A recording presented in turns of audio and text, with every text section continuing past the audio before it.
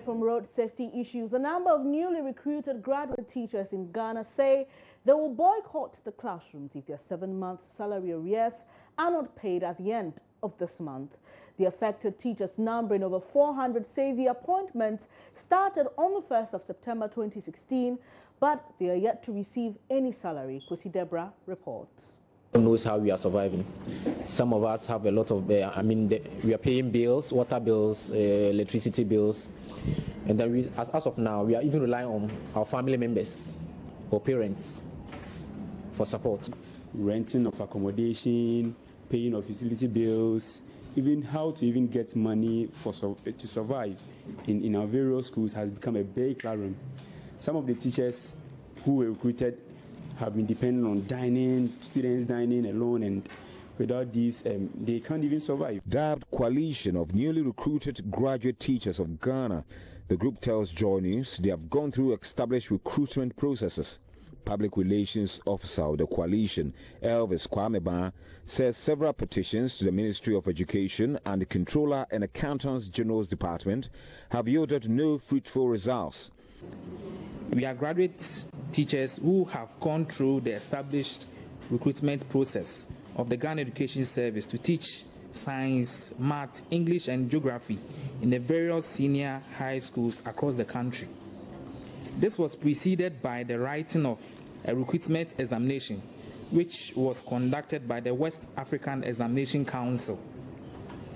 At the behest of GS, our appointment take effect from 1st September 2016, and we have duly been at post ever since our appointment.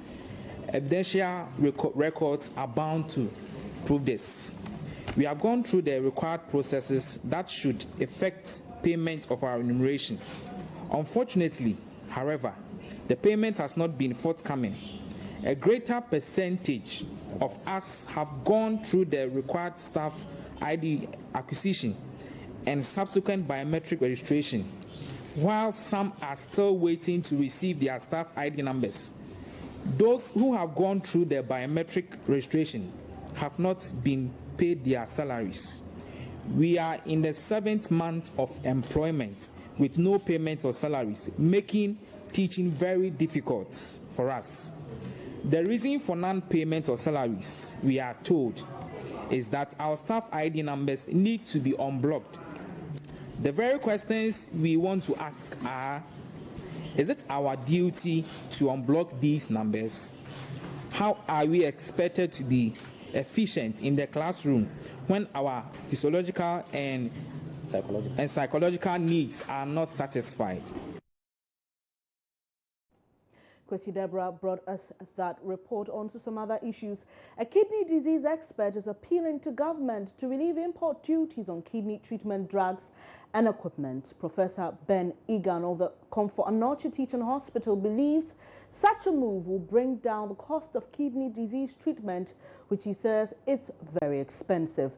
As the world marks World Kidney Awareness Day, Kwesi Deborah pays a visit to a chronic kidney patient and has filed this report. On February 20, 2017, I received a mail. It came from Edward Oponabwaje, an author. He writes, I thank God and all those who have contributed to my managing this situation I'm about to narrate in this article, which I believe will be published in my lifetime or posthumous when I'm gone. I would wish I lived completed though, and that it does not look like someone else did it in a fantasy. So I decided to visit him at his residence at Tafo, a suburb of Kumasi in the Ashanti region. I am Edward Oponabwaje. If you are on dialyzation, you eat high protein foods in between sessions, such that when the machine has drawn all the proteins from you and you don't replace them immediately, then you tend to grow lean. So you have to be very selective about what foods to eat, because your stomach cannot take more. If you decide to eat more carbohydrates against the high protein foods, you are in trouble.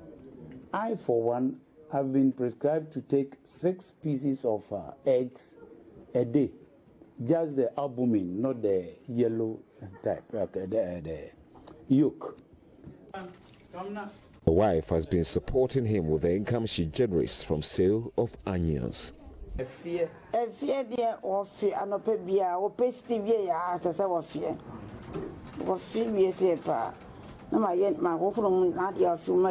vomits every morning, she says. Every day, I massage him with warm water and cook 6 eggs for him. Most times, he would reject the food, and I would have to cook another one for him. Professor Ben Egan of the Konfanochi Teaching Hospital is one of the pioneers of kidney disease care in Ghana. The commonest cause of chronic kidney disease in our environment, taking into consideration especially those people who are presently doing dialysis, is diabetes. So it looks like if you get into the dialysis room, virtually on a particular day, it looks like everybody has diabetes. That's the commonest cause. Professor Egan, however, has this appeal. World Kidney Day, one of the appeals that I want to do is that we should be able to establish transplantation centers in Ghana, some plantation centers in Ghana, and the government should lead in these things to support, to bring in all the inputs and then the drugs. Because the drugs that are given to the patients after the transplantation are also very, very expensive.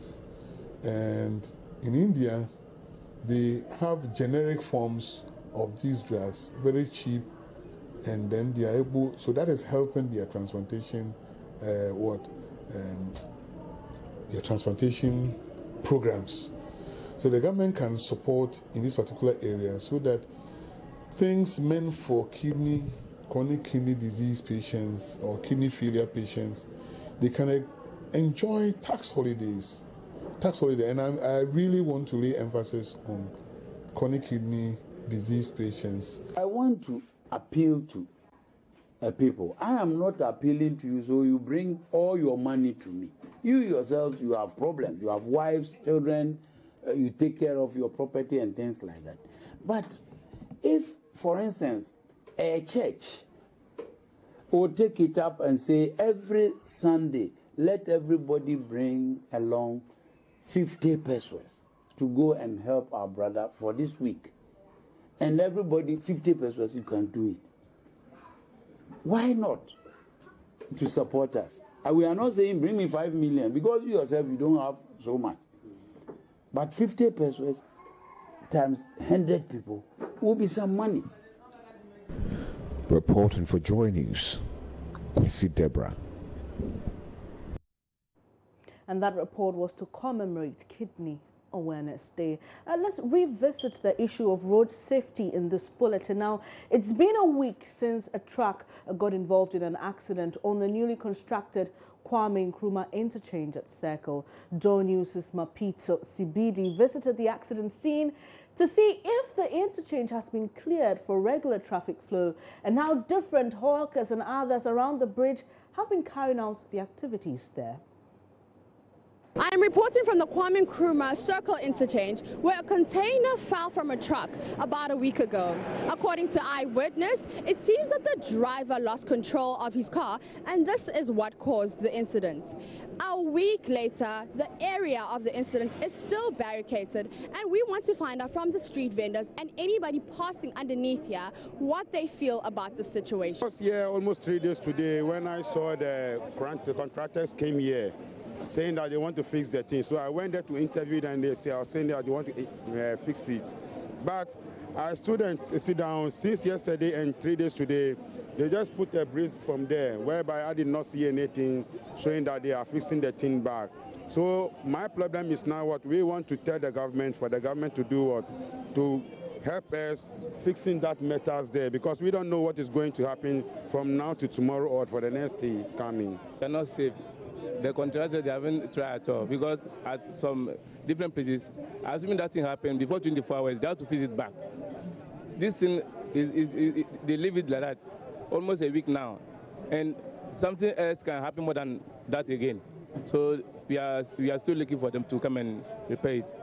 Oh, since the incident happened, that was a week ago. And from that day, you know, we have formed a task force, the GPIT, we have formed a task force in collaboration with the police.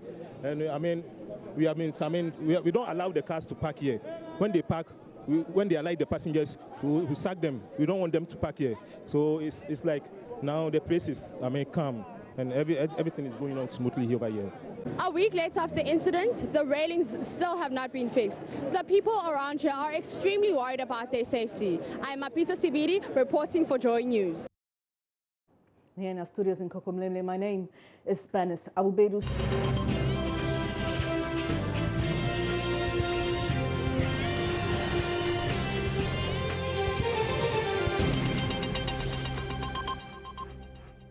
Thanks for staying here on Joy News. Today we'll bring you details shortly on that suicide case that occurred at Chimota this morning. But before that, let's do this.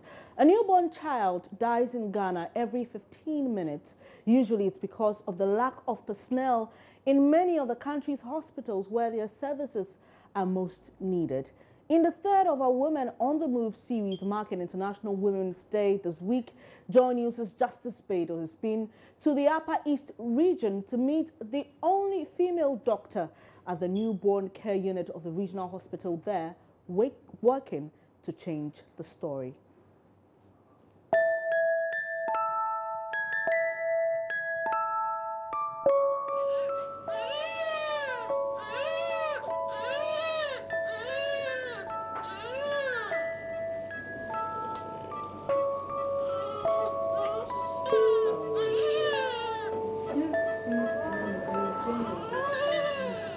You are in. The workload is there. Currently, I'm the only one here at the NICU. I'm supposed to be at work every day because the babies are being born every day and anything at all can happen.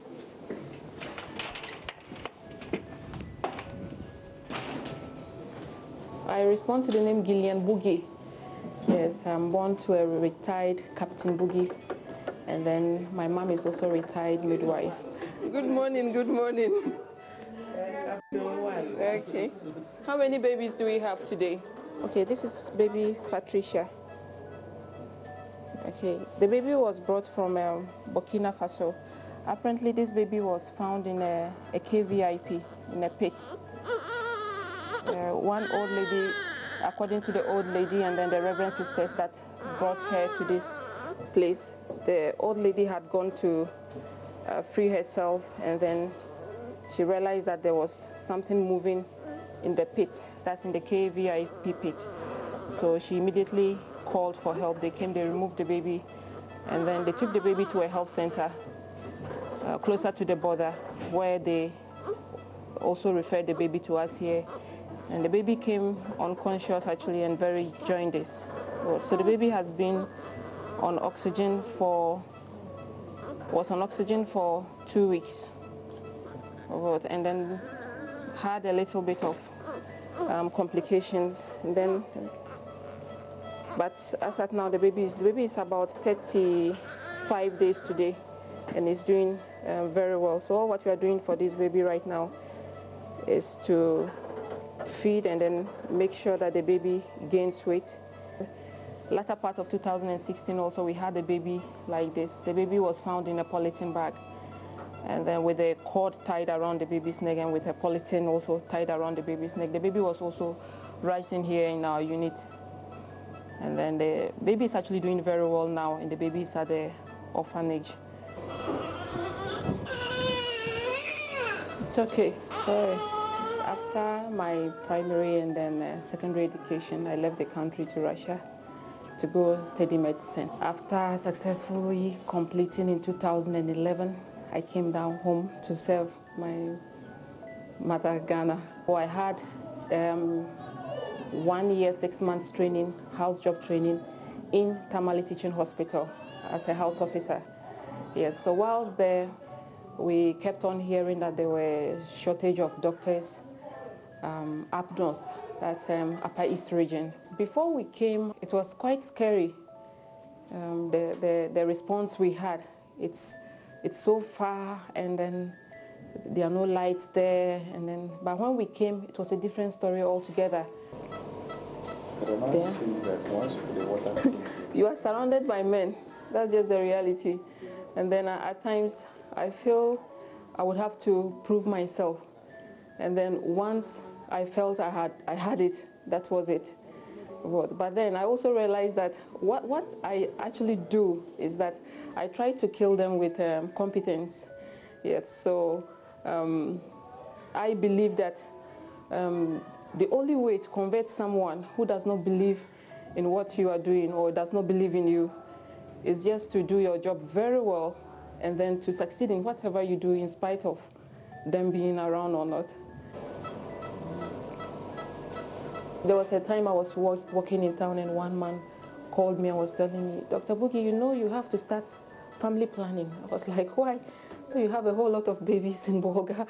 There are so much that you have to start practicing family planning. I said, okay, I hear. And some of them will name their babies also after maybe me or maybe any one of the nurses there. That makes us so happy. Yes, so far we have 3 Gillians in Bolga right now. Babies called Gillian in Bolga right now.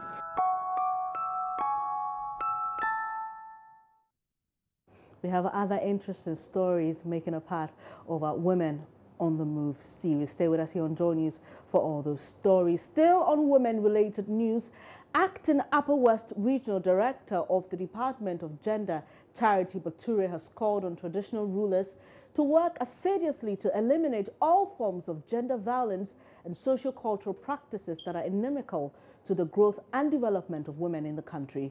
Addressing women at war as part of activities to mark International Women's Day observed yesterday, she said some of the cultural practices like female genital mutilation and widowhood rights are obsolete and are affront to the development of women in the country. Rafiq Salam reports from WA. The International Women's Day celebration in the Upper West region was held on the theme Economic Empowerment of Rural Women, a tool for sustainable development in a changing world of work. Women from all walks of life in the region, including queen mothers, religious women groups, and persons who have challenges with mobility, took part in a health walk. They walked around some principal streets in the one municipality before they finally converged at the Nasiri Bomida Second Park for aerobics. Acting Upper West Regional Director of Gender, Charity Bature, called on the government and stakeholders to pay much attention to the issues of women in the region.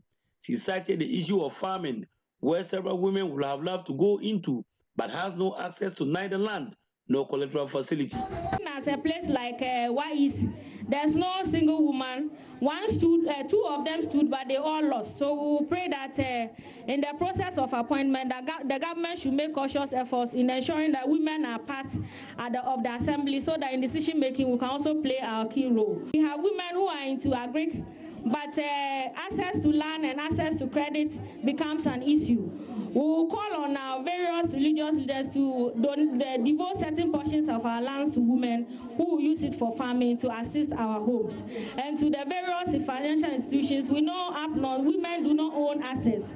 So when they come for loans, it's difficult for them to provide collaterals. But we are calling on them to rely on women. We know women are more credible and accountable. They are always going to pay you back. So when they get to your doorsteps, don't send them back because they don't have collaterals to pick those loans. She also called on traditional rulers to work assiduously to remove all sociocultural practices that are inimical to the growth and development of women in the region.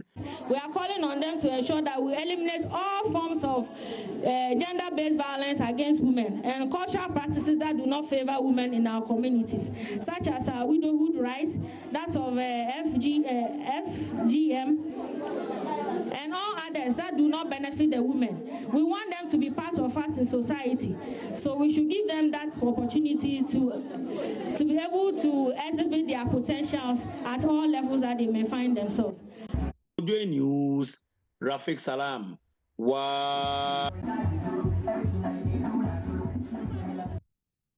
Away from women-related news, the body of a man believed to be in his 30s was this morning discovered by some residents of Achimota hanging on a tree close to the Achimota overhead bridge. Now, the residents suspect foul play because they believe the rope on which the man was tied is too weak and lean to have caused his death. They claim before the police came for his body, the deceased's legs were on the ground. They suspect the body was dumped there. Maxwell Agbaba has more in this report. This is the scene where the incident happened. Tied to this tree here is the rope that the deceased used in committing the act. You can actually see his flip-flops right here on the ground here. But some residents that we've been speaking to here believe that he was murdered and possibly dumped here. Their suspicions are rife because they say this rope is too thin. And as of the time that they came here, they said his legs were actually on the ground. Tesano police have come for the body and investigations will commence very soon. When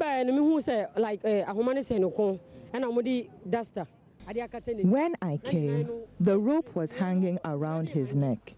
They had covered his face with a rag. He was standing loosely from the ropes with his legs on the ground. I think there is more to it. The thickness of the tree makes it questionable. The noose of the rope was also not tight enough to facilitate his death. It looks too simple to be a case of suicide.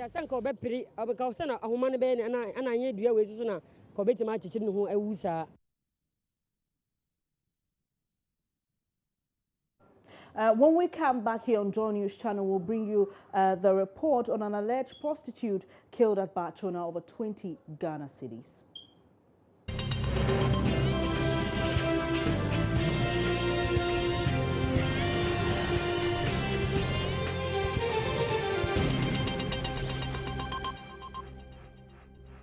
Many thanks for staying here on Joy News today. Now, an alleged prostitute has been killed at Bachona here in Accra. Reports say her supposed customer killed her for stealing 20 Ghana cedis. My colleague Matilda Womega is there for Joy News. Hello, Matilda. Now, explain to us what you have gathered, particularly with the story in Bachona. Okay, so Ben, is some few minutes ago, I was at the Bachona police station where a Ghanaian is currently on has been arrested for allegedly murdering a sex worker. And information I picked up from some of the police officers at post is that the man turned himself in this morning around 7 a.m. To the police, and that this, according to him, is that he picked up this lady somewhere around the Spintex Road last night, where he brought her to his house. And then this dawn, they had some misunderstanding where he stabbed her. So he went to the police station to call the police to come and then take her to the hospital. But when the police arrived at the scene, the lady was already dead. But the man is currently in custody, and they are preparing him to do the next step. Benis. News on an acid attack. What more can you tell us about that, and where exactly did it happen? For the acid attack, I'm currently at the Tema General Hospital, where 21-year-old Martha Efriye is currently on admission at the accident unit here at the Tema General Hospital, where she suffered acid burns from her boyfriend this dawn. It also happened this dawn, and she is currently on admission receiving treatment. And according to her, this is what led to the boyfriend pouring acid with her.